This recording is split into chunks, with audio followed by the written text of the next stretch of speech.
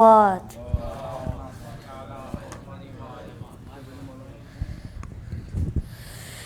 क्या दे रहा है पुपी, क्या दे रहा है पुपी, कैद खाने में सकीना ये बयां करती थी, क्या दे रहा है पुपी, शब बगवाइए वरना मैं नहीं जीने की, क्या दे रहा है पुपी, क्या दे रहा है पुपी, अपने सीने से लगा लो मैं तुम्हारे सदके, गोद में ले लो मुझे वरना पछताऊंगी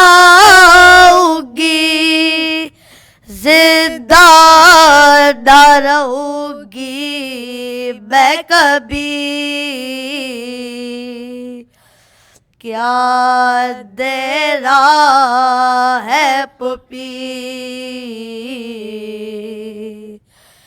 क्या दे रहा है पुपी, आज की शाम को भी क्या बाबा नहीं आएंगे,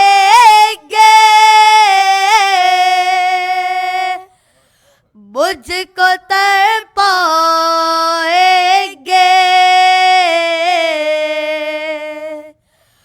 उनके सीने पे अगर सोती तो नींद आ जाती, क्या दे रहा है पुपी, क्या दे रहा है पुपी, बाबा आ जाते तो फिर शिविर को होता मालूम, कौन है ये मासूम, क्या समझ कर मुझे यूं जे किया देता है शकी, क्या दे रहा है पुपी, क्या दे रहा है पुपी, पानी लाने को कहा रूठ गए मुझसे चाचा, आप ही सोचे जरा, होते अम्बू तो मैं इस तरह तमाचे खाती, क्या दे रहा है पुपी, बाद मेरे जो यहाँ हो पिदर का आना माना, मैं गई घुट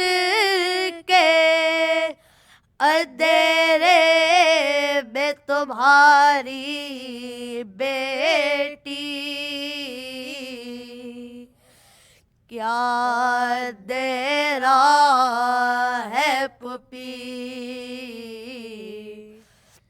क्या दे रहा है पुपी।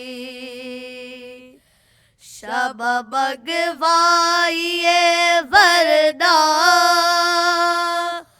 मैं नहीं जीने की, क्या दे रहा है पुपी, क्या दे रहा है पुपी। मोहम्मद वाले मोहम्मद बुलंदर सलवात।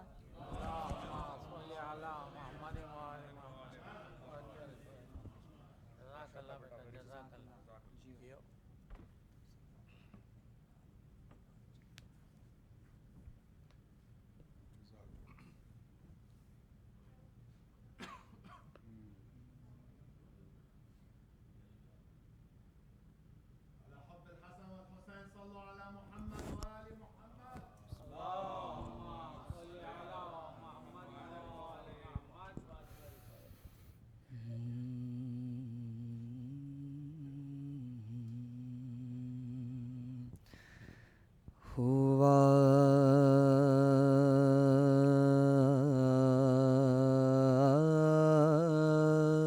जो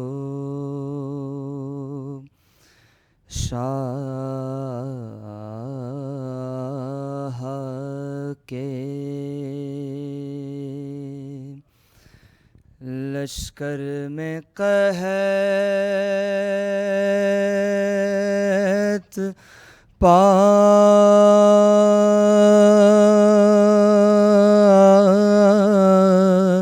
पानी का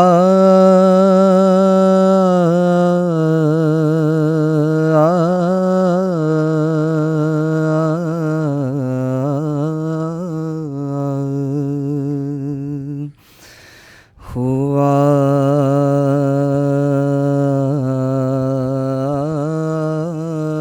जो शाह के लश्कर में कहत पानी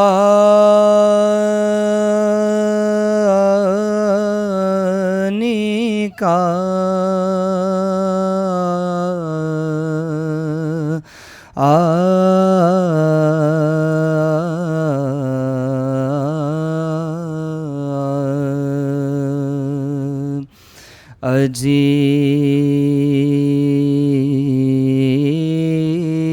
अजीब हाल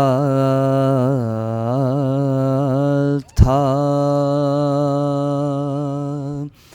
फातिमा के जानी का कभी ख्याल था अकबर की ये नौजवानी का कभी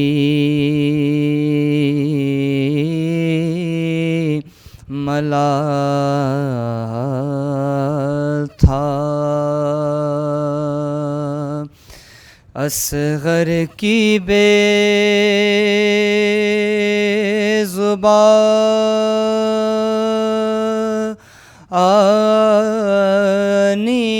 का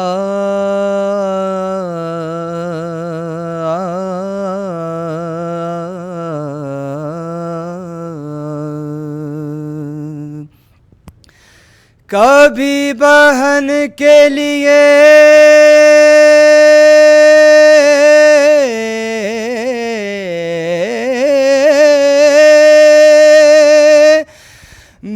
बेकरार होते थे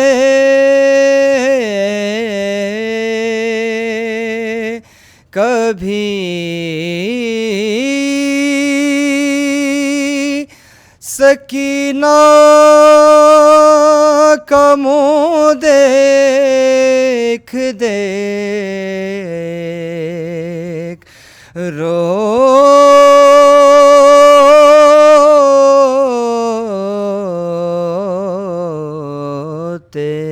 थे।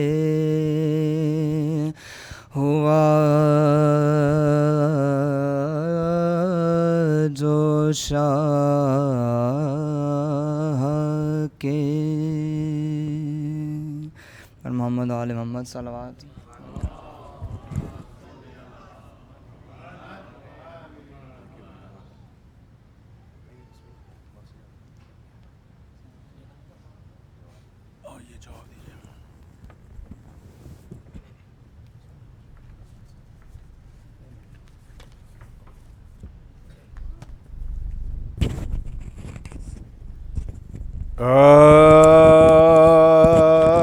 ज़ैनब कमाल शान कुदरत का नाम है।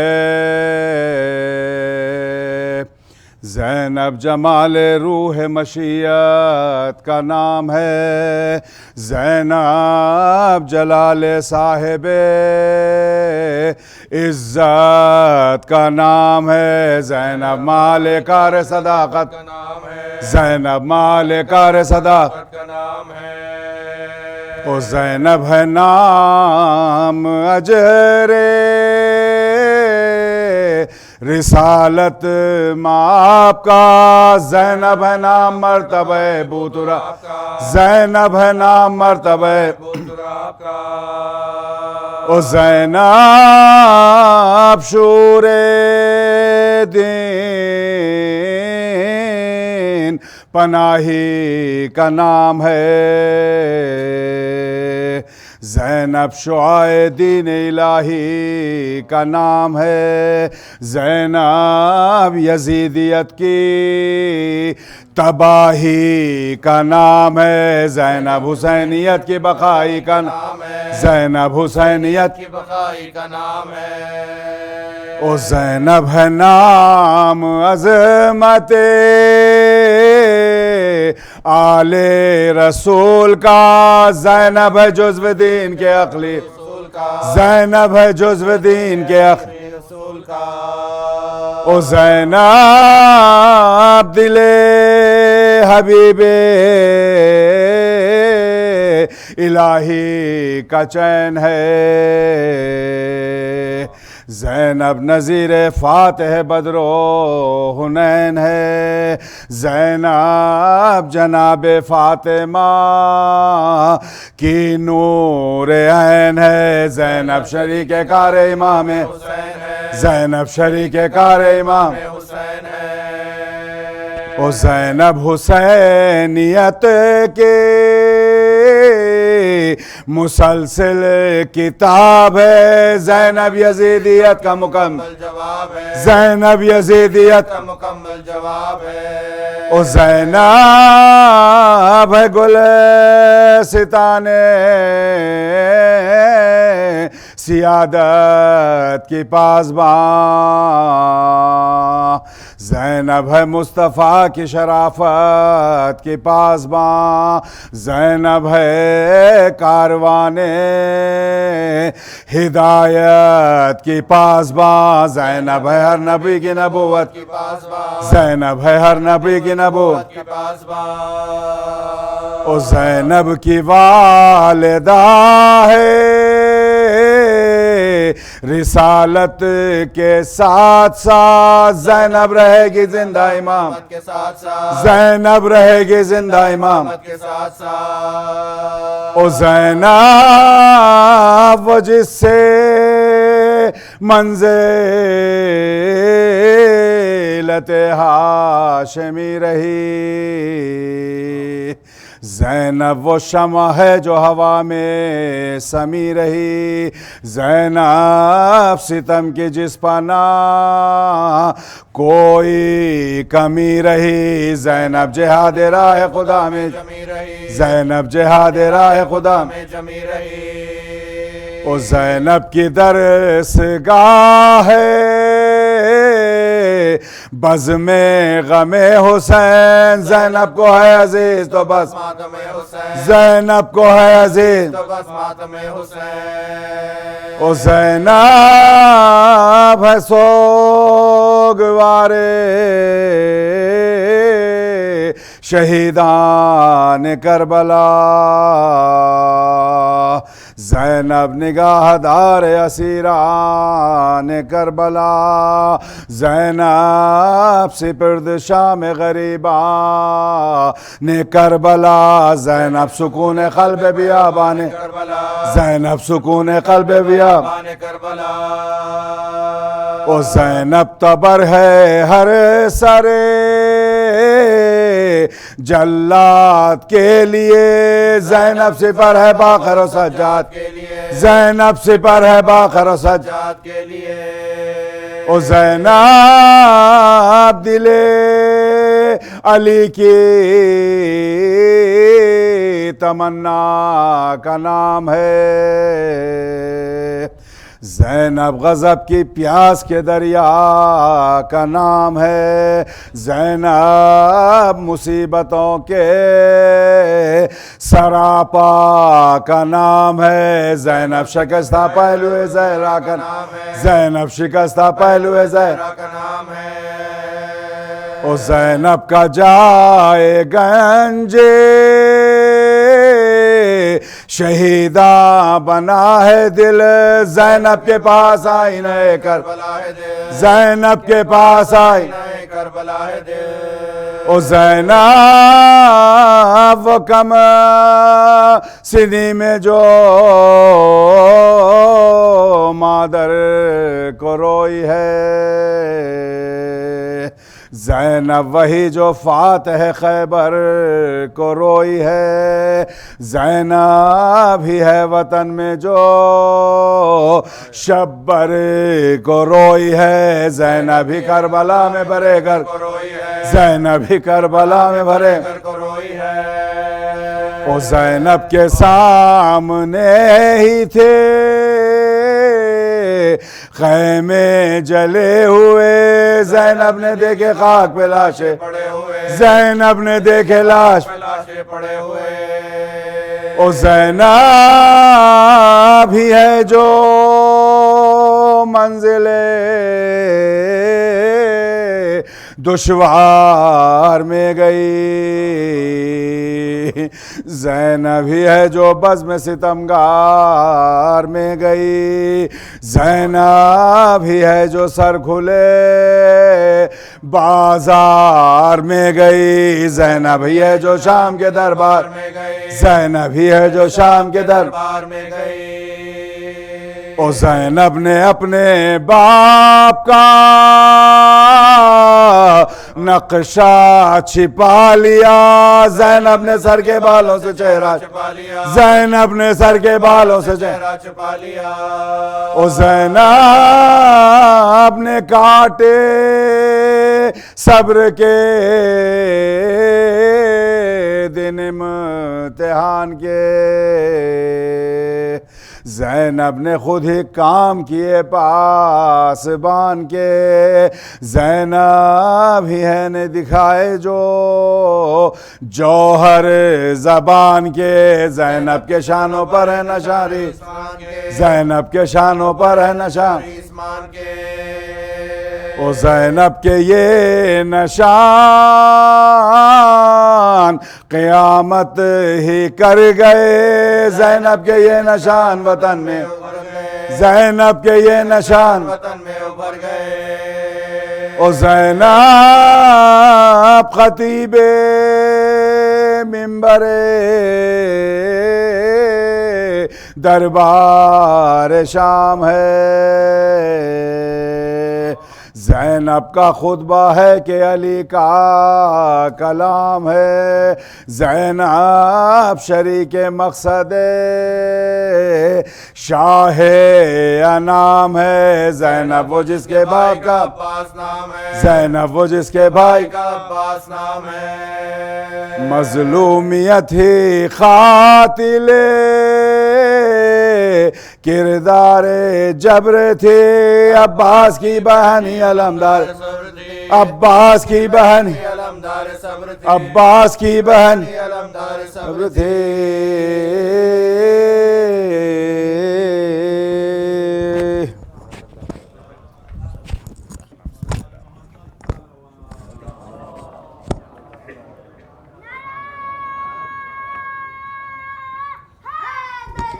Ya Ali. For Muhammad wa Ali Muhammad salawat. Muhammad wa Ali Muhammad. Request everybody to please move forward. It's everybody, inshallah, if you can. Unless you're really tired and you have to sit in the back, I understand, but everybody else, please move forward if you can. Thank you. For Muhammad wa Ali Muhammad salawat. Salli ala Muhammad wa Ali Muhammad. Just a couple announcements.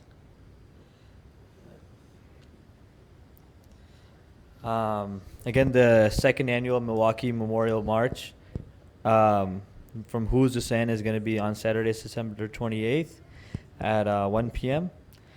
If you need any help getting there, we will have arrangements made from IEC Husaini.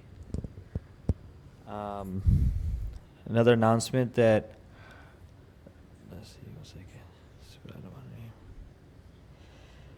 there is going to be a Shab-e-Azah next Friday, September 28th, 7:30 p.m.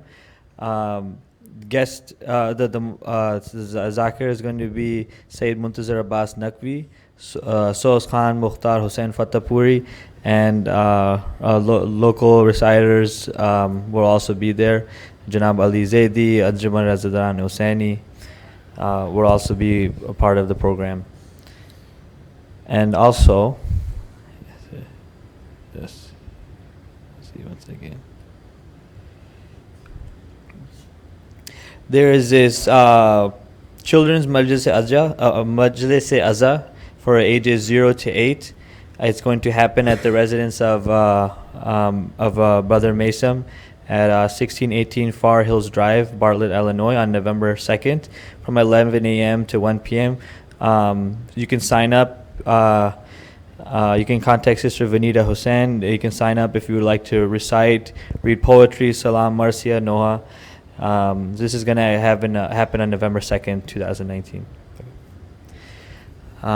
Without further delay, I'd like, on behalf of IEC management and the Chicago Azadari community, and specifically from a lot of the young youth, we'd like to thank Syed Bilal Rizvi for accepting his invitation to come here and reciting us and illuminating us with his lectures, his speech, his great research. We'd like to thank him, and on behalf of him and for his family, I'd like to request everybody recite a loud salawat. Allahumma salli ala Muhammad wa ali Muhammad. May Allah elevate him, and may Allah increase in his knowledge and help him throughout the rest of his life. But Muhammad wa ali Muhammad salawat. Allahumma salli ala Muhammad wa ali. I would like to invite Brother Syed Bilal Rizvi to the member. Sallallahu Muhammad wa ali Muhammad.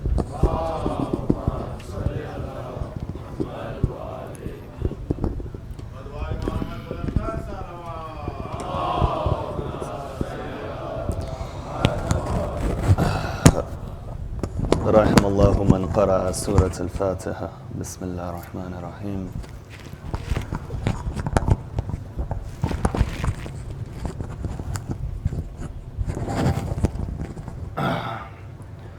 الحمد لله رب العالمين الرحمن الرحيم مالك يوم الدين إياك نعبد وإياك نستعين صراط الذين أنعمت عليهم غير المغضوب عليهم ولا الضالين.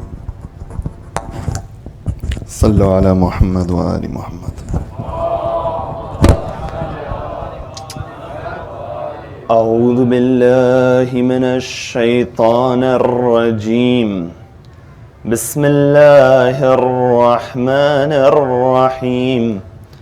الحمد لله رب العالمين والحمد لله الذي هدانا لهذا وما كنا لنهتدي لولا أن هدانا الله والصلاة والسلام على إمام القبلتين ونبي الحرمين وأفضل الثقلين وجد الحسن والحسين الذي سمي في السماء بأحمد وفي الأرض بأبي القاسم محمد وعلى أهل بيته الطيبين الطاهرين المعصومين الصادقين والذين ذهب الله عنهم الرجس وطهرهم تطهيرا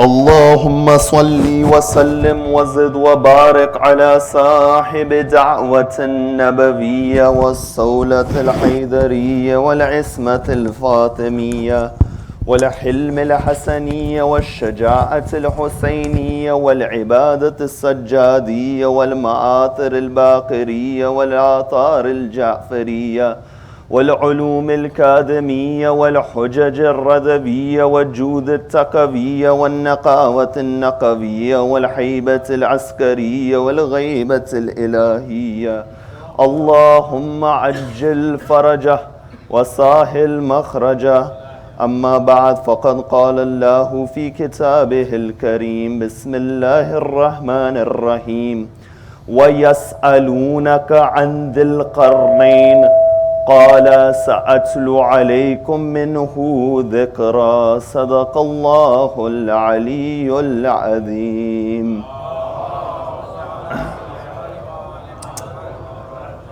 For the love of Ahlul Bayt alayhim as-salam, sallu ala Muhammad wa ali Muhammad. For the love of Fatima al-Zahra, salamullahi alayha, sallu ala Muhammad wa ali Muhammad.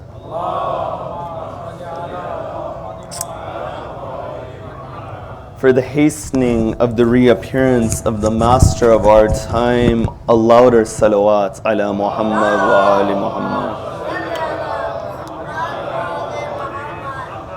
When one examines the Holy Quran, they'll find that there are a number of individuals who are mentioned within the Quran that despite being non-prophets, they are praised greatly. For example, when you look at the 19th chapter of the Quran, it's named after the lady Maryam. This lady who is not a prophet, but you find the Quran, it praises her by saying, Ya Maryam, Inna Allah astafaki wa taharaki wa astafaki ala nisa'il alameen. It says, O Maryam, Allah has chosen you and purified you and chosen you over the women of the earth. You find another instance within the Quran of a non-prophet being praised is the mother of Musa. That the Quran, it says that Allah, He strengthened the heart of the mother of Musa. No further than that, when you look at the chapters of the Quran, you find that there is an entire chapter named after Luqman. That Luqman, he was not a Nabi, but he was seen as a Hakim and as a wise man in Islamic thought. You know, an alim is somebody who can expand knowledge. But a Hakim can take that knowledge, put it in a concentrated dose and show the application of that knowledge. That the Quran, it praises this non-prophet for this ability. For example, Luqman, he says to his son, Ya Bunayya, La tushrik billah, inna shirka la dhulmun adim. He says, O my son, do not ascribe partners towards Allah, for ascribing partners towards Allah is a great dhulm and oppression. That from this story of a non-prophet, we realize that even incorrect belief and aqaid is a form of dhulm, because he says shirk is dhulmun adim within this verse. And in a similar way, as you look at the non-prophets within the Quran, you find one of those individuals who is mentioned is that individual by the name of Dhul-Qarnayn. When you look at Dhul-Qarnayn, you find his name occurs 3 times within the Holy Quran. And it occurs throughout 16 verses between verse number 83 of Surah Al-Kahf towards verse number 99. You see, this individual, although he was not a Nabi, he was a king whom by the rule and by the command of Allah, he would go and help other individuals. And from the incident of Dhul-Qarnayn, we can derive a number of lessons. Number one, we can see what is the role of service within society, what is the role of governance, that how should a king he delegate. And we see many other lessons within the story of Dhul-Qarnayn. You find this story is the last of the 3 stories mentioned within Surah Al-Kahf, which of course has been my subject matter over these past 3 nights, including this night. You see, the reason I had picked this chapter is because the hadith, they state that this is that chapter that one wants to preserve his faith in Akhirul Zaman, in the end of chimes. The hadith, it states that he should hold on to the recitation of this chapter. When you look at the subject matter found within, you find the themes within this chapter, they cover holding on to faith in times of turbulence. They hold on to turning away from materialism, and all of these realities are found throughout the 3 stories which are mentioned within it. On the first night, I examined the story of Musa and Khidr, and we looked at that barrier between knowledge of the Dahir and knowledge of the Batin. Last night, I looked at the incident of Ashabul Kahf, those youth that they went in the way of Allah. Now, you know, although the Quran, it calls them youth, the tradition of Imam Ja'far as-Sadiq, salawatullahi wassalamu alayhi, the Imam, he says, in reality, Ashabul Kahf, they were old individuals. But on account of their iman and their faith, they were called fata, they were called young within the Quran. That it is that iman which gives that life and that freshness towards the body. The hadith of the Imam, it says, Man amana billahi wattaqa. That the one who believes in Allah and is God conscious, fahuwal fata, that he in reality is a young individual. You know, it's stated in the life of Rasulullah, an old man, he comes towards the Prophet. He says, Ya Rasulullah, will I be in paradise? Rasulullah, he says, old people, they won't be in paradise. The man, he feels down after that. A lady, she sees him. She was an elder lady. She said, why are you in such a state? He says that Rasulullah said that old people, they won't be in paradise. So she goes towards Rasulullah. She says, Ya Rasulullah, will I be in paradise? He says, no, old women won't be in paradise either. Now both of them at that point, they're feeling sadness. Bilal, he goes towards them. Bilal, he says that, why are you feeling this sadness? They say, this is what Rasulullah told us. Bilal says, all ask the same question towards Rasulullah. Now Bilal was an individual, although iman was within him, he didn't have physical beauty. Rasulullah, he says, oh Bilal, those who aren't beautiful, they will not go towards paradise. Now Bilal, he becomes worried at that point as well. At that point, they see Amir al-Mu'mineen. Amir al-Mu'mineen, he says that I will explain to you the words of Rasulullah. When the Prophet, he said that old people, they don't go to paradise, it is because everyone in paradise, the reality will be young. When he said to Bilal that those who don't have beauty will not go towards paradise, you find that the reality is that beauty will be there. Because the hereafter is that realm, that whatever is hidden within the esoteric nature of the person, you find that it becomes apparent that if your nature is animalistic, that will be your real form and your surah upon that day. So you find that beauty, youth, it will be in that area. But you find from this tradition we understand that in the lifetime of Rasulullah, if you wanted to understand the kalam of Rasulullah, you go to Amir al-Mu'mineen. Then what will be the reality after the death of the Prophet? Who else would you go towards? You find it stated that Rasulullah was in Masjid al-Nabawi. A man, he comes, he insults the Prophet. The Prophet, he says, Iqta'u lisana. The Prophet says, cut this man's tongue. A man within the mosque, he takes his sword out. That sword which in Islamic history, it never came out on the battlefield, but it comes out within the masjid. He goes towards that man. But as he's going towards that man, Amir al-Mu'mineen, he stops him. He says, "Oh man, this is not what the Prophet meant." He goes towards that man. He says that, "Do you have a problem? Can I help you? Is there any difficulty in your life? Can I alleviate it? Do you have any financial struggles? I will provide for you." That man, he says, "If this is the message of Islam, then I accept Islam." You find that he turns towards that individual. He says, when the Prophet said, "Iqta'u lisana," it wasn't a literal expression. It meant to cut his words through your actions, and this is that reality. So you find that this is that reality of Ahlul Bayt, that you find a youth is that individual who has iman within him. And the third of these stories within Ashabul Kahf, within Suratul Kahf, you find is the story of Dhul-Qarnayn. Now, of course, when it comes to 3 nights, they don't give justice towards the entire chapter of the Quran. But rather, an entire lifetime, it doesn't give justice towards the Quran. Why? Because the Quran, it says, وَلَا رَتْبٍ وَلَا يَعْبِسٍ إِلَّا فِي كِتَابٍ مُبِينٍ. That there is nothing wet, nor is there nothing dry, except it's within this Quran. Now the question comes up, is everything really within the Quran? Why is it that when we look at the Quran, we are not able to find these realities? I'll give you a very simple example at a modern level. That when you have an X-ray in front of your hand, and you're not a trained radiologist, and you look at that X-ray, you'll look at it, everything is there, but you don't understand it. Why? Because you don't have the qualifications to do so. You don't have the capability to do so. But the one who is trained in its reality, when you put it in front of that doctor, he'll look at the X-ray, he'll find what you weren't able to find. It's not that it was not there, but you didn't have the qualification to do so. When the Quran, it says, وَلَا رَتْبٍ وَلَا يَعْبِسٍ إِلَّا فِي كِتَابٍ مُبِينٍ, that there is nothing dry or wet within the Quran. You find the Quran is the purest source. For one to derive the true reality of the Quran, they themselves must be the purest source. They themselves must be the walking Quran. They themselves must internalize the reality of the Quran. That's what Amir al-Mu'mineen, he did. An individual, he comes up to the Imam. He says, "Ya Ali, whenever you give an answer, you don't think, you reply immediately."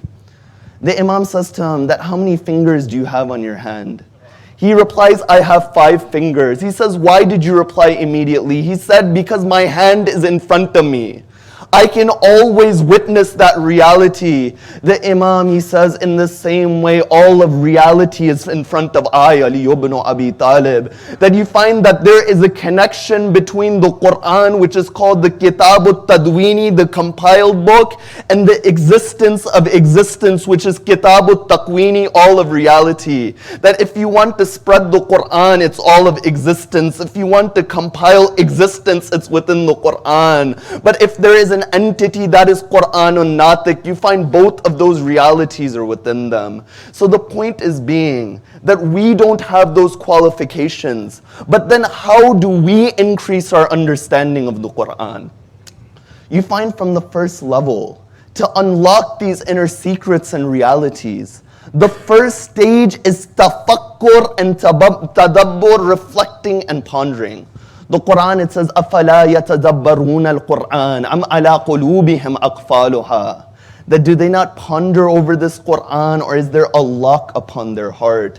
That through reflection, one will begin to make different understandings and connections between the Quranic incidents. But you find no, from another level, the reality is this, is that the Quran is the purest of sources. The moment one begins to purify himself, you find the realities, they become to be availed towards that person. The Quran, it says in Surah Al-Jum'ah, يُسَبِّحُ لِلَّهِ مَا فِي السَّمَاوَاتِ وَمَا فِي الْأَرْضِ الْمَلِكِ الْقُدُّوسِ الْعَزِيزِ الْحَكِيمِ هُوَ الَّذِي بَعَثَ فِي الْأُمِّيِّينَ رَسُولًا مِّنْهُمْ يَتْلُو عَلَيْهِمْ آيَاتِهِ that he recites his signs, وَيُزَكِّيهِمْ, and purifies them, وَيُعَلِّمُهُمَ الْكِتَابَ وَالْحِكْمَةِ, then he teaches them the book and wisdom.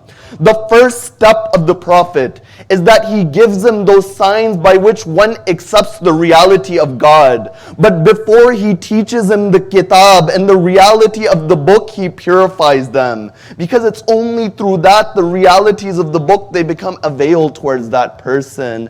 And this is why when you reflect, you'll see that there are many connections between these three incidents mentioned within Surah Al-Kahf. For example, when you look at the incident of Musa and Khidr and the people of the cave and Dhul-Qarnayn, you find one of the common themes within all three of these incidents is the concept of a barzakh and a barrier. That within the story of Musa and Khidr, you find the knowledge of the exoteric and esoteric had a barrier between them when Musa and Khidr they meet. You find in the second incident, Ashabul Kahf, although they were alive, there was a barrier of interaction when they were put within the cave. In the third level, you'll see in the story of Dhul-Qarnayn that he'll go and he'll build that dam. So Ya'juj and Ma'juj don't go and harm the dwellers of that particular city. So you find this concept, it exists, and the more you focus, you'll begin to understand different realities. But now I come towards the incident of Dhul-Qarnayn. You know the Quran, in chapter 18, verse 83, it says, وَيَسْأَلُونَكَ عَنْ Dhul-Qarnayn. O Prophet, they ask you about Dhul-Qarnayn. I mentioned yesterday, the reason it says they ask you is because the Quraysh, they sent two people towards the Jews of Medina. The Jews of Medina, they said, if he answers two questions and rejects the third, he is a prophet. The two questions was about those youth who fled their town to preserve their faith, and about the man who traveled to the east and the west, and the one he would reject is about the soul. The Quran in the 17th chapter, Surah Al-Isra, states that the soul is from the Amr of Allah, that the Prophet, he didn't explain the mahiyah and the reality of the soul. But he answered the question about Dhul-Qarnayn when revelation it came. Over here it says, وَيَسْأَلُونَكَ عَنْ Dhul-Qarnayn. The fact that the Quran, it mentions that they asked a question, goes to show that questioning is something which is very positive according to the Quranic theme. That we had a tradition in the subcontinent in different places that when a child would ask a question, you would suppress the questions of that individuals. But you find that a human being, he has a natural curiosity within him. He asks why, he asks how. But you find as he gets older, the quality of these questions, they begin to dissipate. Instead of why, the question becomes what. But you find that when one looks at the soul and the spiritual nature of the soul, in the way the body has sustenance, which is that food and that water which you place within the body, you find that the ruh of a human being also has sustenance, and that is the ilm and the knowledge you give towards a person. And in the same way, the body, it gives signs when it needs food. You find your stomach will growl. You'll find that you'll get a headache. You'll find that you'll be lethargic, you'll be sluggish, you'll be tired. You find the soul, it also gives indication that mankind, he needs to acquire knowledge. And that indication of the soul is the questions that arise in the mind of a human being. That's why that same man, Amir al-Mu'mineen, whom in the middle of the night would put sacks of bread upon his back and feed those orphans and the hungry in Kufa. That same Ali ibn Abi Talib would feed the souls when he would sit on the mimbar and say, Saluni, Saluni, qabla an tafqiduni. He would say, ask me before you lose me. For I know the path of the heavens better than the path of the earth.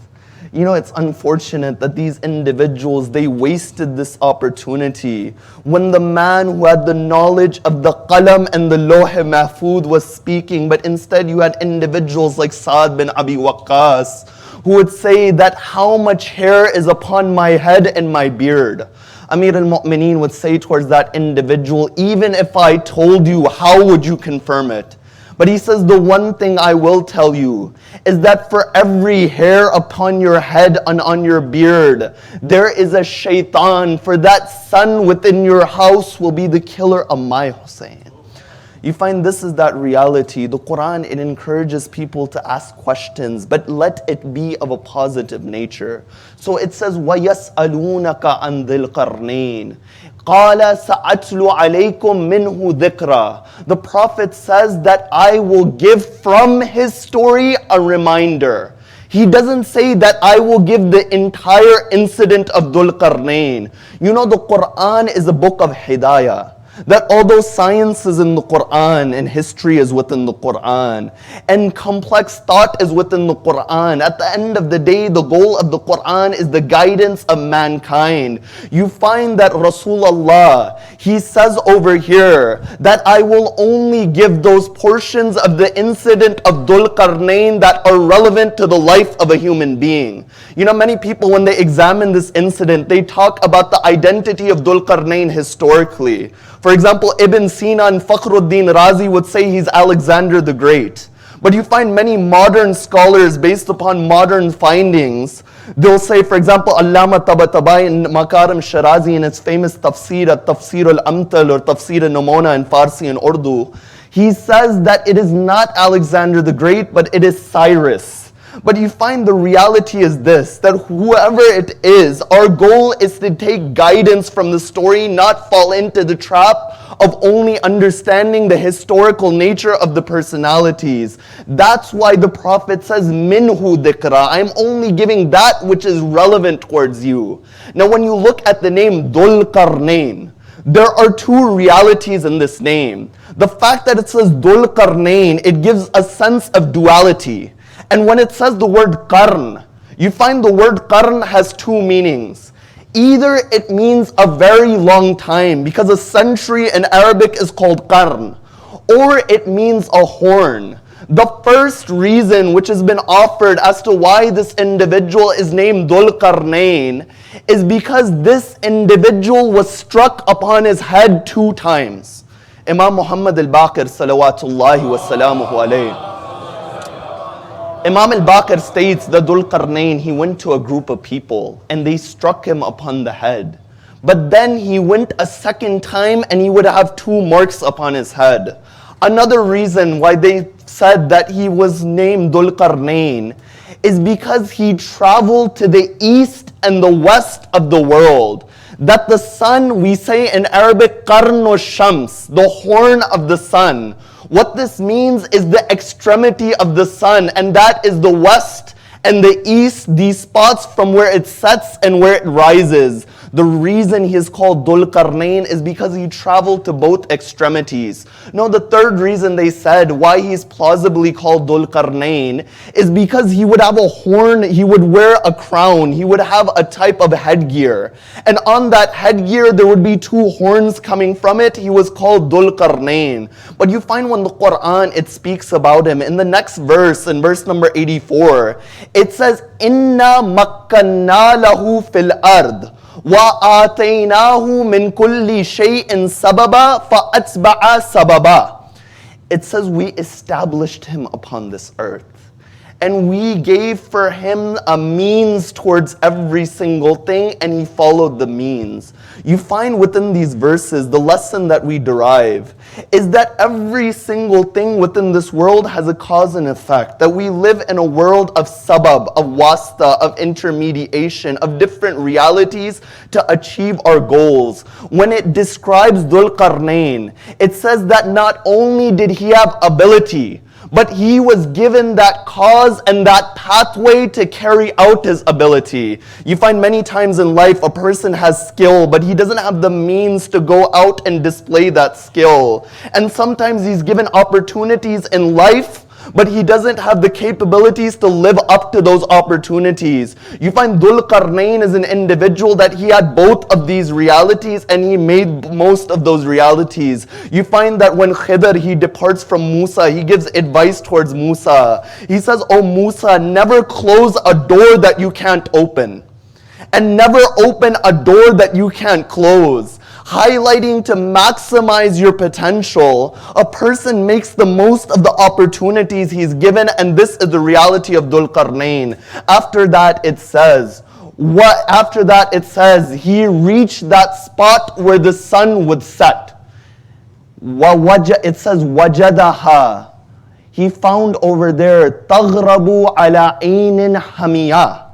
He found that the sun over there, it was setting over a muddy pond, that it was setting over a muddy spring. And over there he found a group of people. Those people, when he found them, the Quran, it says qulna, that we said, qulna ya Dhul-Qarnayn, imma an tu'addiba wa imma an tattakhida fihim husna. That, O Dhul-Qarnayn, these people who you found at that spot where the sun, it is setting by the muddy spring. What this means is that he reached the west to such a point that he passed the zones of habitation. He was living in an inhabited land over there and he met this group of people. You find within these group of people, there were individuals who were righteous, there was individuals who were non-righteous. Allah, he says, that we revealed, we said to Dhul-Qarnayn that either you punish them or you treat them kindly.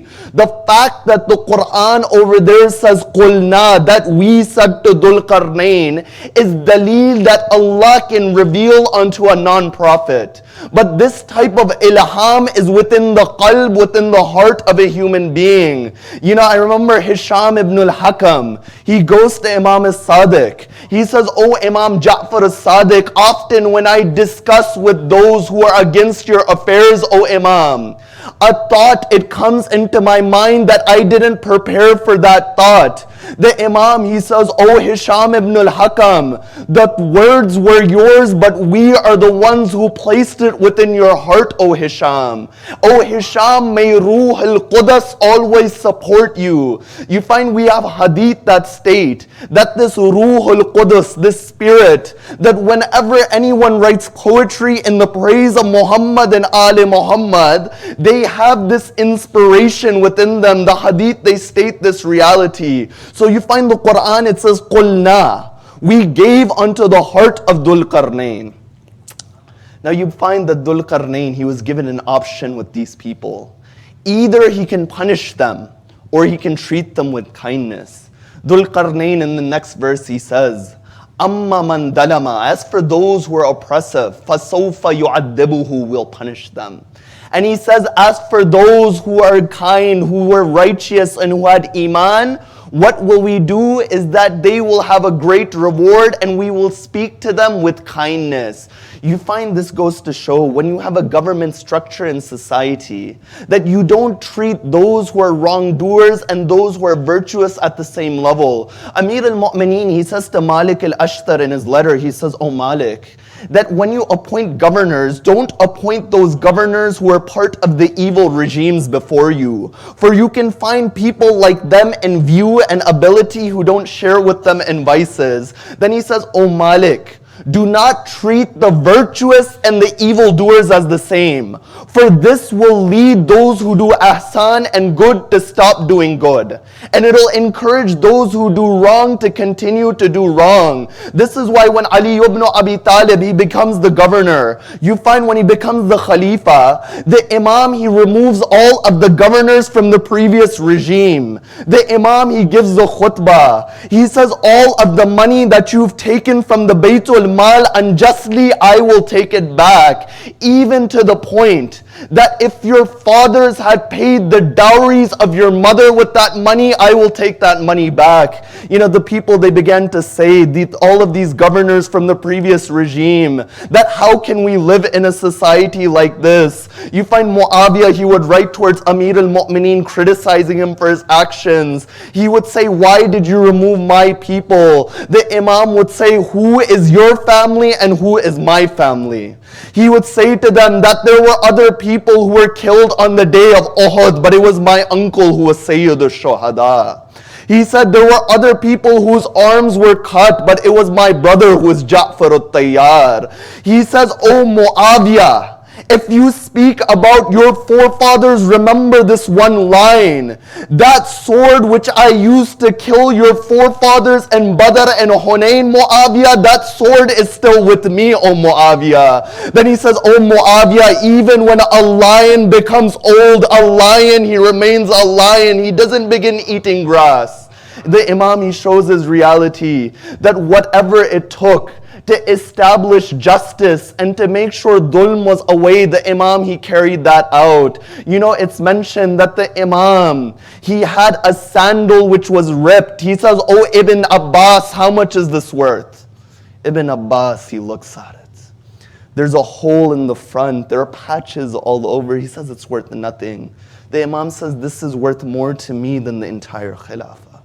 Ibn Abbas says, then why is that the case? He says, the only value this Khilafat has to me is that I can establish justice with it and I can diminish non-justice with it.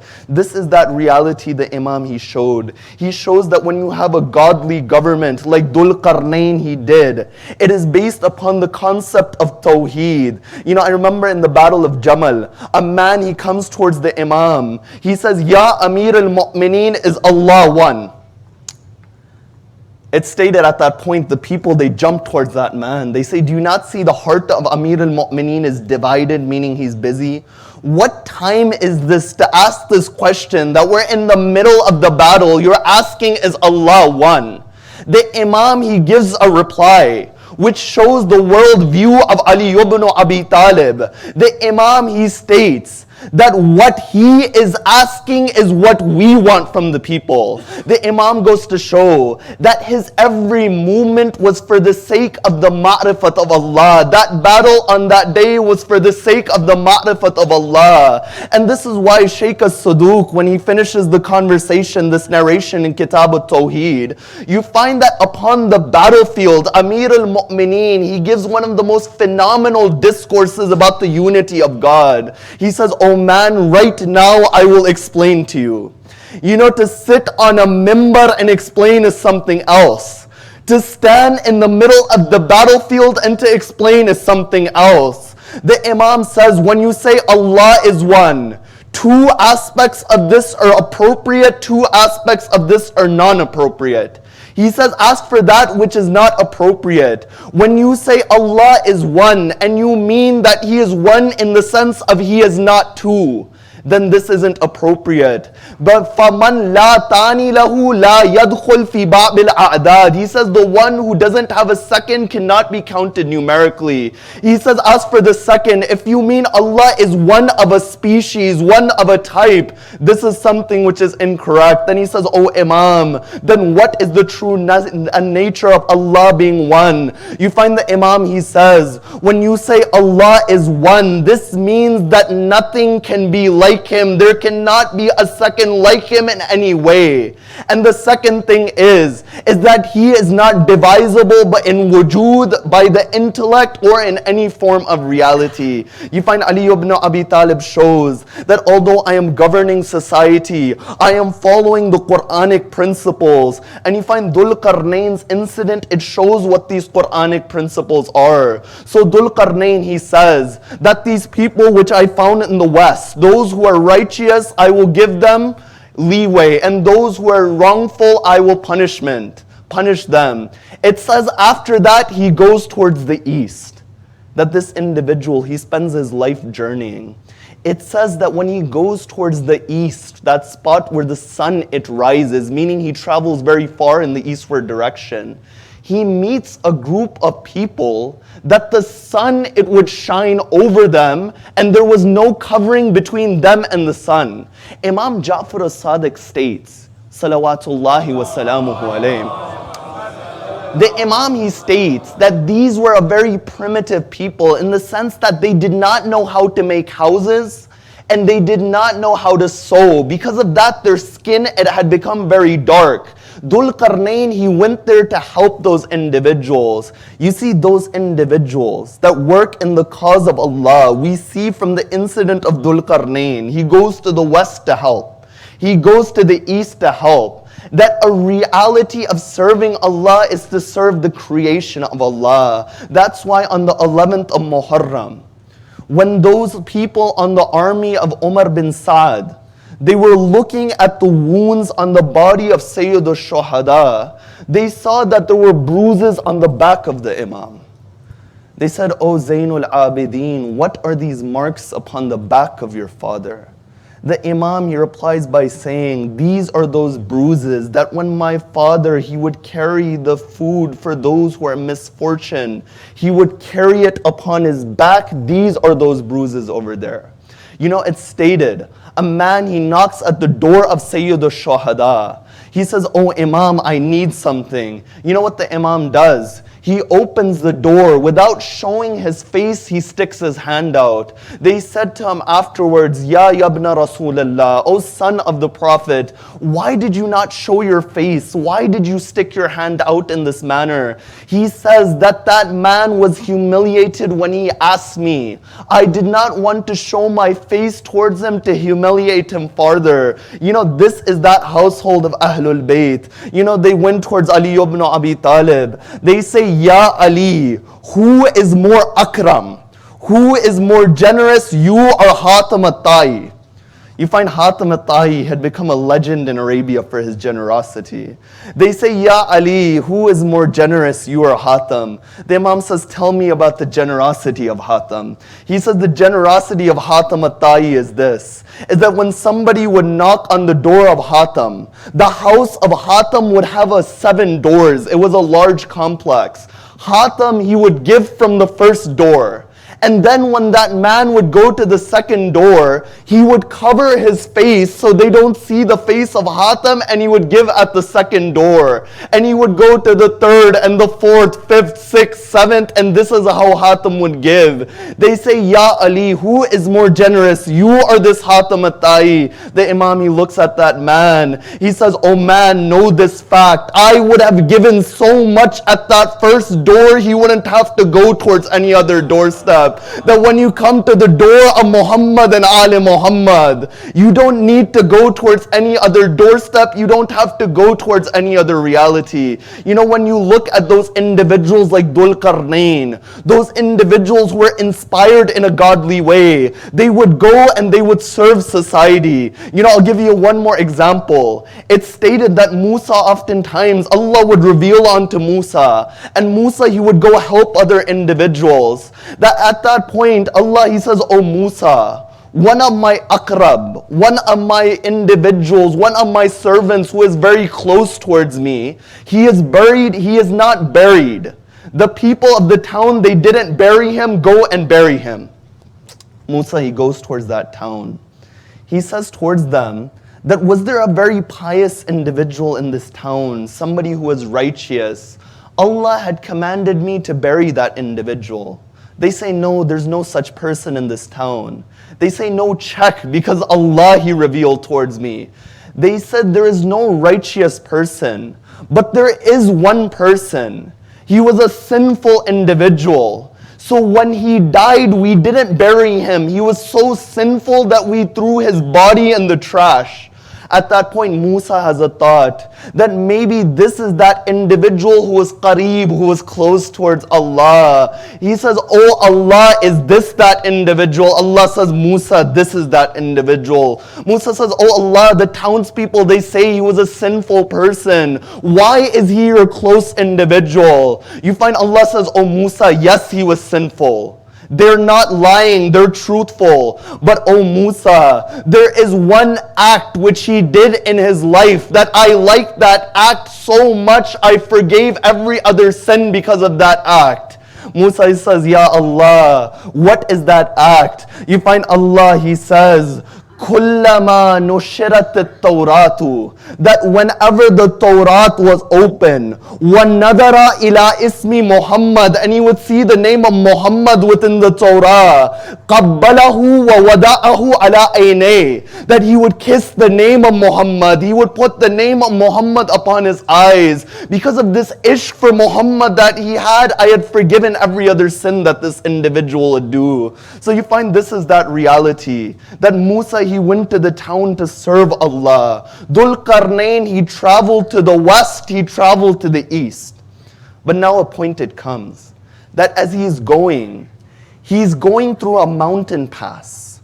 Within the mountain pass, he sees a group of individuals whom the Quran describes it was very difficult for them to communicate.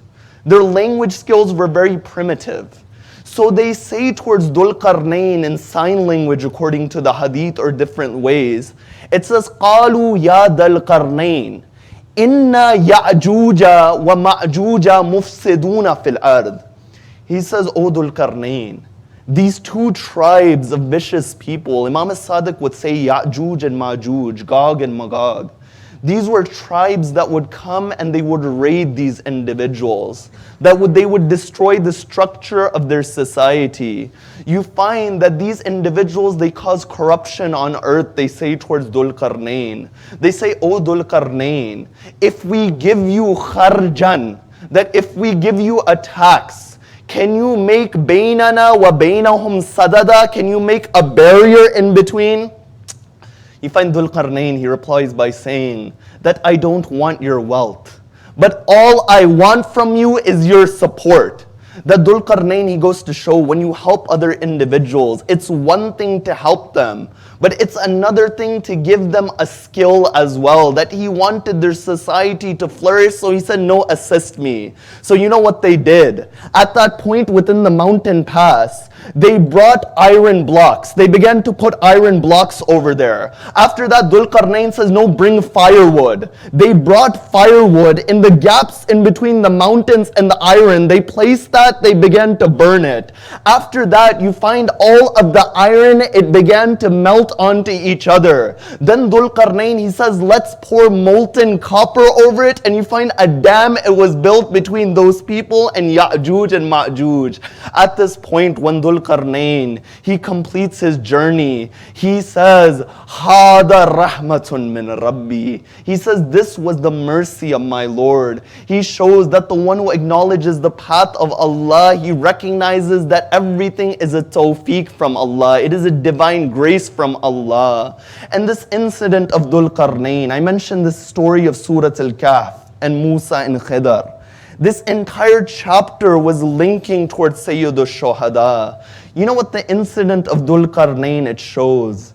It shows that there are individuals that despite not being a divine guide, in the sense that they are not a prophet, Allah has given them support to carry out His mission upon this earth. That's why within the army of Sayyid al-Shuhada, you see individuals that although they were not an imam, they had realities within them supporting the religion of Islam. Amongst those individuals is Aba Fadl Abbas. You look at Abbas, who is this Abbas? You know, some people requested that tonight recite the musibah of Abbas. But before I come towards those masaib, a few lines of the virtues and the fadail of Aba Fadl Abbas. You know, it's stated that this is that Abbas, that when Sayyid al-Shuhada, he goes from Medina towards Makkah, you find in the haram, in the sacred land where you can't even kill a mosquito, they make an assassination plot against Sayyid al-Shuhada. You find Aba Fadl Abbas, he couldn't handle it.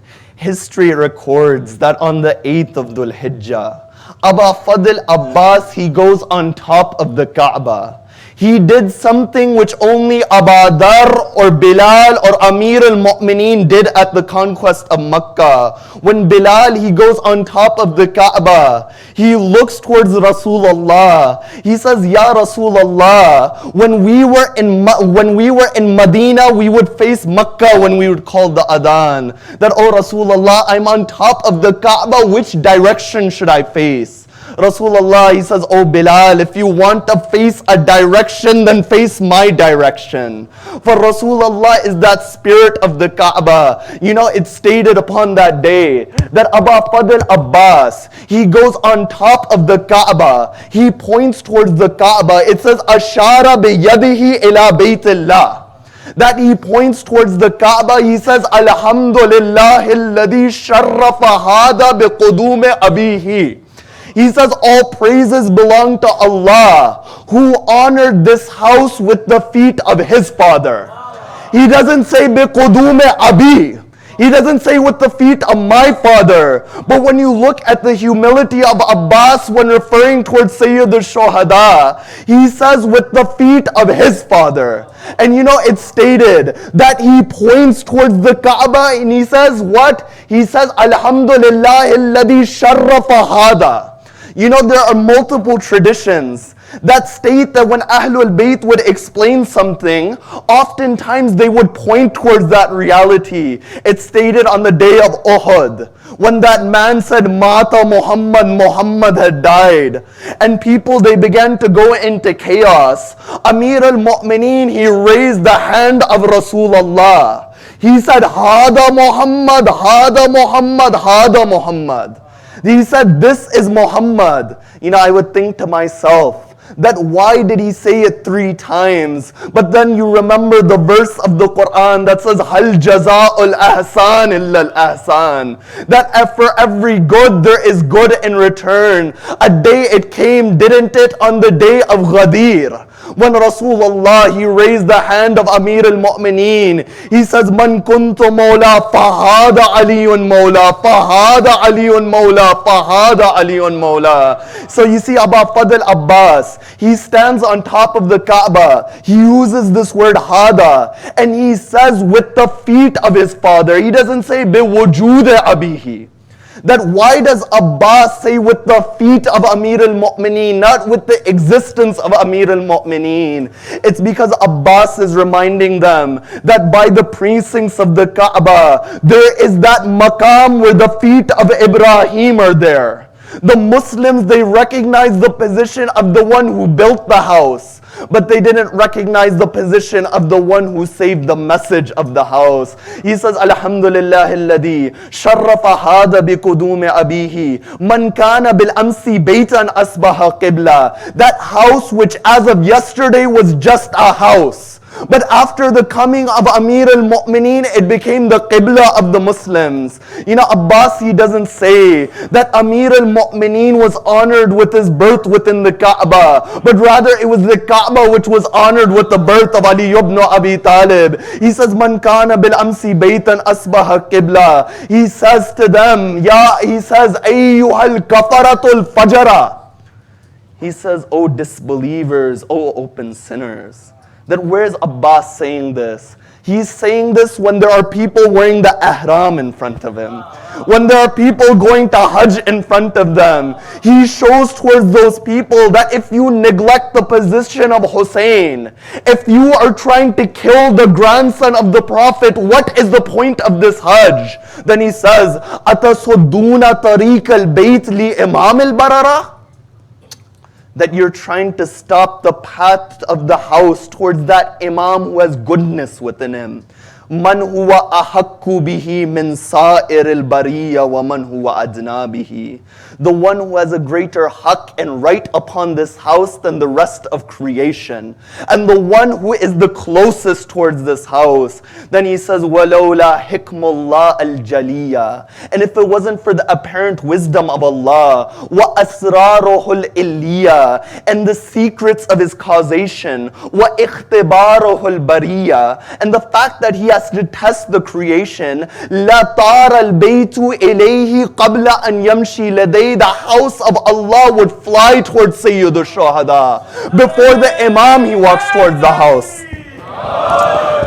Before the Imam, he walks towards the house. Then he says, قَدْ اسْتَلَمَ النَّاسُ الْحَجَرَ وَالْحَجَرُ يَسْتَلِمُ يَدَيْهِ. He says people, they kiss Hajar al-Aswad, but Hajar al-Aswad kisses the hands of Sayyid al-Shuhada. I'll keep reciting as long as you're attentive. If that attention it goes, I'll stop reciting. He says, قَدْ اسْتَلَمَ النَّاسُ الْحَجَرَ وَالْحَجَرُ يَسْتَلِمُ يَدَيْهِ. Then after that he says, وَلَوْلَا لَمْ تَكُنْ مَشِيَّةُ مَوْلَايَ مَجْبُولَةً مِّن مَشِيَّةِ الرَّحْمَنِ لَوَقَعْتُ عَلَيْكُمْ كَالصَّقْرِ الْغَضْبَانِ عَلَى Asafir al-Tayran. He says that if it wasn't for the fact that the will of my master was in line with the will of Allah, that the marifat of Abbas is that the Imam, he only moves under the command of Allah. He says, I would attack you in the way an angry eagle attacks the sparrows within the air. Then he says towards them afterwards, أَتُخَبِّنُ قَوْمًا يَلْعَبُوا بِالْمَوْتِ فِي الطُّفُولِيَةِ فَكَيْفَ كَانَ فِي الرُّجُولِيَةِ. He says, do you try to scare those people who would play with death as children? What will we do now that we're men? He says, وَلَا فَدَيْتُ بِالْحَامَّاتِ لِسَيِّدِ الْبَرِيَّاتِ دُونَ الْحَيْوَانَاتِ. He says that I will sacrifice my closest family members for God's greatest creation instead of animals.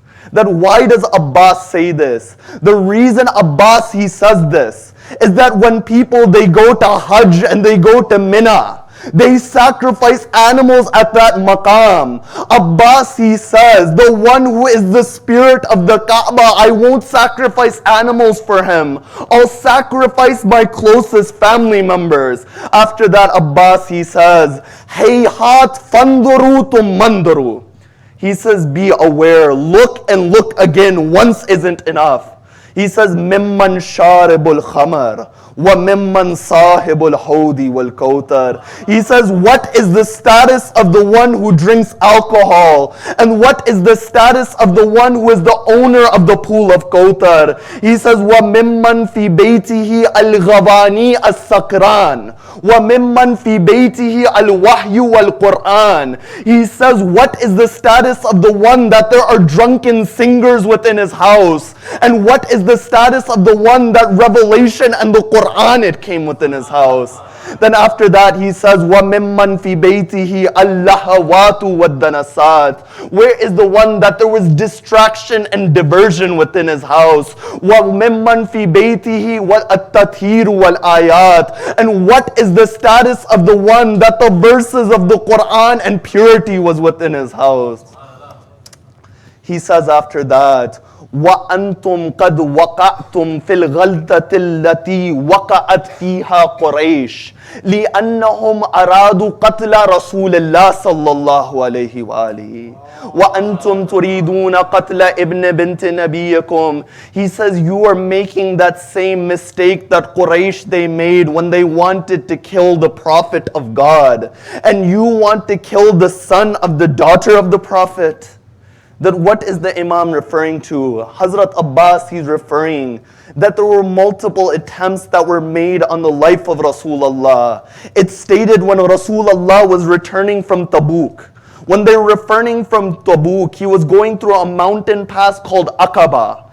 As he's going through that mountain pass, you find with Rasulullah, Ammar bin Yasir would hold the reins of the camel of Rasulullah, and Hudayfa al-Yamani would walk next to Rasulullah. You find there were 12 people, there were 12 munafiqun, 12 hypocrites who are called Ashabul Aqaba. They thought to themselves that in the middle of the night, we'll follow the Prophet of God, and from the higher end of the mountain pass, we'll throw a rock, and at that point the camel of Rasulullah will get scared and the Prophet will fall into the mountain pass. You know, they went in the night. They covered their faces with a niqab. They would whisper to each other. But what are their plots in front of the plot of Allah? It's stated on that night as lightning it comes, as the moon was there, their faces, it becomes visible towards everyone. You find Hudayfa, he sees their faces. Rasulullah, he says, oh Hudayfa, I know you saw their faces. But Hudayfa never disclosed who these individuals are. You know, these individuals, they would do strange things. You know, when you have an enemy, you don't want your enemy to be foolish. That's what these individuals were. They would go towards Hudayfa. They would say, oh, Hudayfa, is our name upon the list? You know, imagine if somebody commits a crime over here, and there's a search party going out, that who is the perpetrator of that crime? And that person who is the head, someone goes towards him, and he says towards him, that is my name on the list? You would say, what is the need of asking this question if you're not guilty? You find history records they would go towards Hudayfa. They would say, oh Hudayfa, is our name on the list? So you find this was one example of when they tried to kill Rasulullah. Aba Fadl Abbas, he refers, and he says, وَأَنْتُمْ تُرِيدُونَ قَتْلَ إِبْنِ بِنْتِ نَبِيِّكُمْ. In the same way you are trying to kill the son of the daughter of the Prophet. And he says, وَلَا يُمْكِنُ لَهُمْ مَا دام أمير المؤمنين حيا فكيف يمكن لكم قتل أبي عبد الله ما دمت حيا سليلا. He says it was not possible for them to kill Rasulullah when Ali was alive. How is it possible for you to kill Hussein when Abbas is alive? He says, okay, if you want to kill Hussein, he says, ta'alo, come. أخبركم بسبيله, I'll tell you the path to kill Hussein. He says, بادروا قتلي, come and fight me. فضربوا عنقي, cut my neck. And he says towards them after that, ولا يحصل مرادكم ولا بلغ الله مداركم. He says, but you won't be able to carry out your goal and your objectives. And he says, وَبَدَّدَ اللَّهُ أَمَارَكُمْ وَأَوْلَادَكُمْ, that may Allah disperse your tribes and your children. وَلَعْنَ اللَّهُ عَلَيْكُمْ وَعَلَىٰ أَجْدَادِكُمْ, and may la'nat be upon you and your forefathers. This is that Abbas. Sallu ala Muhammad. This is that Abbas. In the defense of Sayyid al-Shuhada, he gives this sermon. But who is this Abbas? You know, this is that Abbas. His entire life, he wouldn't call his brother Hussein brother. He would say Sayyidi wa Mawlahi Hussein. You know, it's stated that when Abbas was born, Amir al-Mu'mineen, he had a tradition that whenever any of his children were born, he would kiss them on the forehead. When Muhammad al-Hanafiya was born, the Imam kisses him on the forehead. When Imam Hassan was born, you find the Imam kisses him on the forehead. When Imam al-Hussein was born, you find Amir al-Mu'mineen kisses him on the forehead. But you find that when Abbas was born, he changes his ways. He kisses Abbas on the arms. You find al-Baneen, she begins to cry. She says, oh my master, why do you kiss Abbas on the arms and not the forehead? Is it because Abbas is the son of a slave? Me Baneen. You find Amir al-Mu'mineen says, oh Baneen, this isn't the case. The reason I kiss Abbas on the arms is because these are those arms which will be cut in the defense of my son Hussein. You find this is that Abbas. On the day of Ashura, he would wait for his chance to go towards and fight. You find that he would go towards the Imam. He would say, oh my master, do I have permission? You know what the Imam would say? The Imam would say, Ya Abbas, anta sahibu liva'i, Ya Abbas. Oh Abbas, you carry the flag. Oh Abbas, you are my alamdar, oh Abbas. It's stated that Aba Fadil Abbas, فَنَذَرَ إِلَى يَمِينِهِ وَالشِّمَالِ, that Abbas, he looks to the right, he looks to the left. He says, oh my master, which army am I the flag bearer of? He says, no one is left at this moment. You find after that, you know the tradition. I haven't come to recite in length. You find that Sakina, she comes, the Abbas, he gets permission. But the Imam, he says, oh Abbas, before you go to the Furat, bid your sister Zainab farewell. You find that when Abbas, he goes towards Sayyida Zanab, she looks at Abbas. She says, oh Abbas, my father Ali would tell me that I would be taken to a marketplace with my arms tied. But I would always think that how is that possible when I have a brother like Abbas? Oh Abbas, now I understand the words of my father. You find Aba Fadil Abbas, he goes towards the Furat. The Maqatil, they differ. They range from 2,000 to 10,000 people at the Furat. Abbas, he picks up the water, he throws the water back. You know, it doesn't say what did Abbas see in the water, but perhaps he saw that reflection of Sakina. You find Abbas, he places the water within the mashk, he begins to go back towards the tents. As Aba Fadil Abbas is going towards the tent, hands. In one hand he has the alam, on the alam is the marsh. You find that they cut the right arm of Abbas. Abbas carries it in his left arm. You find they cut the left arm of Abbas. Abbas, he takes the water bag in his teeth until the arrow of Hurmala, it comes in the bag. The water, it begins to pour. The hopes of Abbas, they pour with that water. You find it stated after that there was an arrow which was fired into the right eye of Abbas. You know, there was a reciter in Karbala. He was reciting this musibah. He said as Abbas was there, an arrow went into the eye of Abbas. There was a scholar by the name of Yahya Yathrabi. Yahya Yathrabi, he said, oh man, don't recite this musibah. He says, why shouldn't I recite it? He says, you don't know if it's authentic. Yahya Yathrabi, he says, that night in my dreams I saw Abbas. I saw a man with no arms. He said, oh Yahya Yathrabi, why did you stop my reciter? He says, oh my master, I didn't know if the musibah was authentic. Abbas, he says, oh Yahya Yathrabi, know that the musibah was authentic. Know that an arrow went into my eye. But whenever something goes in your eyes, your reaction is to use your hands to take it out. I didn't have any arms. I would look to the right. I would look to the left. I would put the arrow in between my knees.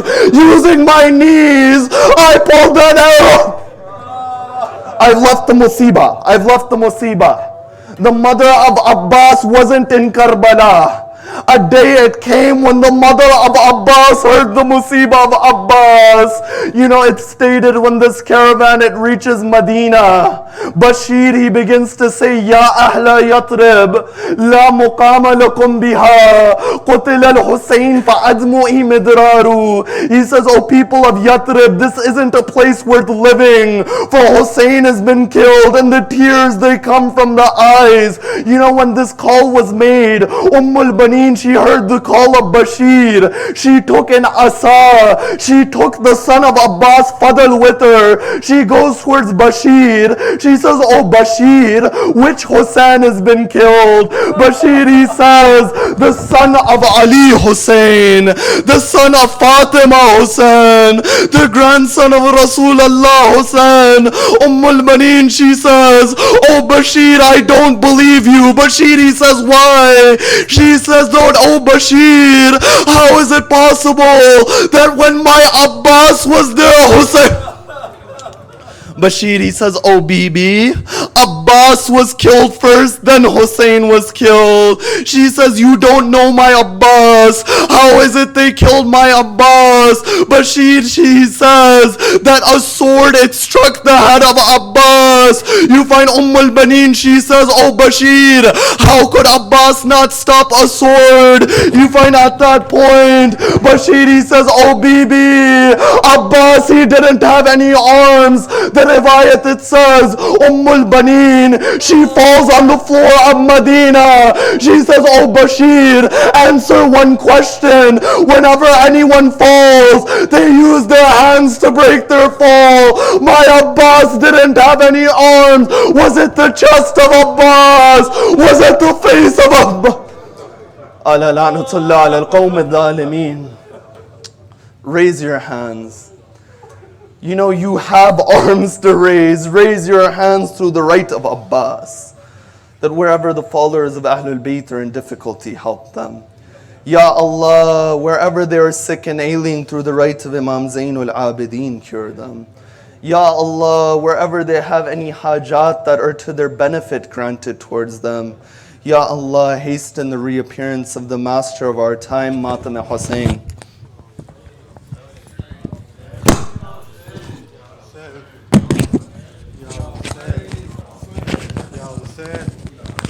Ya Hussein, Ya Hussein, Hussein.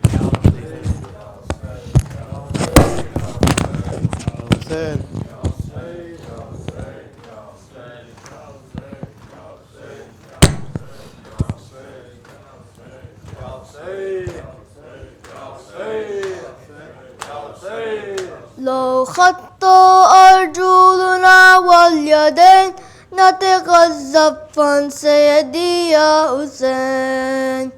They can cut my arms and my legs, they can take everything that I have. I will come crawling to you, Hussein. They can cut my arms and my legs, they can take everything that I have. I will come crawling to you, Hussein. I will come crawling to you, Hussein. Every day it cuts me inside, I'm so very far from your side. I'll give away these eyes just to catch a glimpse of your shrine. If I have to cross the seas and every desert in between, I will come crawling to you, Hussein. They can cut my arms and my legs, they can take everything that I have. I will come crawling to you, Hussein. I will come crawling to you, Hussein. They can cut my arms and my legs, they can take everything that I have. I will come crawling to you, Hussein. I can tell you that I'm insane in the love of my master Hussein. In this universe there's no pain that can ever keep me away. Every inch that I come your way, every beat of my heart will say, I will come crawling to you, Hussein. They can cut my arms and my legs, they can take everything that I have. I will come crawling to you, Hussein. They can cut my arms and my legs, they can take everything that I have. I will come crawling to you, Hussein.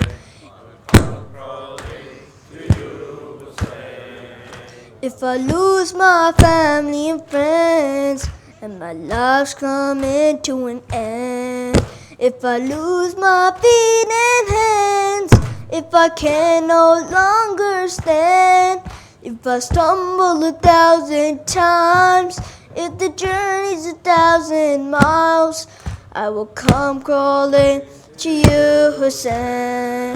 I will come crawling to you, Hussein. They can cut my arms and my legs, they can take everything that I have. I will come crawling to you, Hussein. I will come crawling to you, Hussein. They can cut my arms and my legs, they can take everything that I have. I will come crawling to you, Hussein. I will come crawling to you, Hussein. You just have to look at this world, see love as a tortured and earth. They can use their tanks and their guns, we will stand together as one.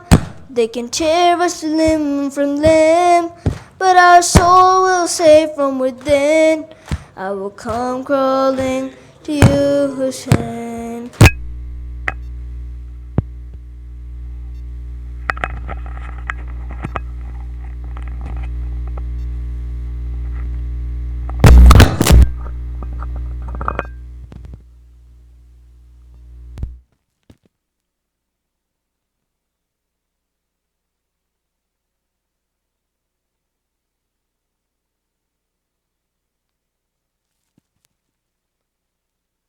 Overwhelmed with pain, who can I turn to and explain all the grief that my heart now contains? Who can I now call for help, pinning all my hopes on yourself? I will come crawling to you, Hussein. I will come crawling to you, Hussein. They can cut my arms and my legs, they can take everything that I have. I will come crawling to you, Hussein. I will come crawling to you, Hussein. They can cut my arms and my legs. They can take everything that I have. I will come crawling to you, Hussein. I will come crawling to you, Hussein. On the plains of Karbala, when you said with the heart, oh God, Hal min nasirin yansurna, who can help me in times so hard?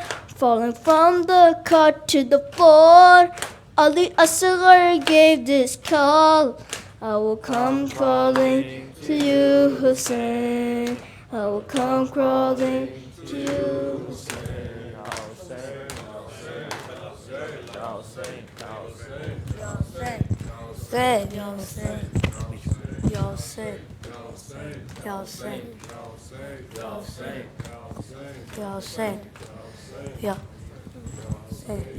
Sakina अब न बाबा आएंगे सकीना अब न बाबा आएंगे सकीना अब न बाबा आएंगे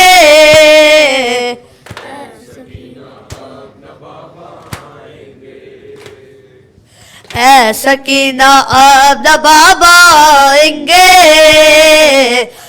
सकीना अब न बाबा आएंगे शाहज़ादी शाहज़ादी सब्र कर मासूम बीबी सब्र कर शाहज़ादी शाहज़ादी सब्र कर मासूम बीबी सब्र कर तू जो रोएगी हरम घबराएंगे सकीना अब न बाबा आएंगे सकीना अब न बाबा आएंगे सकीना अब न बाबा आएंगे शाहिदी की याद होती जाएगी करबला आबाद होती जाएगी शाहिदी की याद होती जाएगी करबला आबाद होती जाएगी रोने वाले इस कदर हो जाएंगे सकीना अब न बाबा आएंगे सकीना अब न बाबा आएंगे सकीना अब न बाबा आएंगे एक क़यामत तोड़ ढाएंगे लई आँख ख्वाबों में लगाएंगे लई एक क़यामत तोड़ ढाएंगे लई आँख ख्वाबों में लगाएंगे लई जिसके शोले आसमां तक जाएंगे सकीना सकीना अब न बाबा आएंगे सकीना अब न बाबा आएंगे आप भी ज़्यादा संभालेगी तुम्हें गोद में अपनी सुलाएगी तुम्हें आप भी ज़्यादा संभालेगी तुम्हें गोद में अपनी सुलाएगी तुम्हें दश्त में तन्हा हरम रह जाएंगे सकीना अब न बाबा आएंगे सकीना अब न बाबा आएंगे सकीना अब न बाबा आएंगे या हुसैन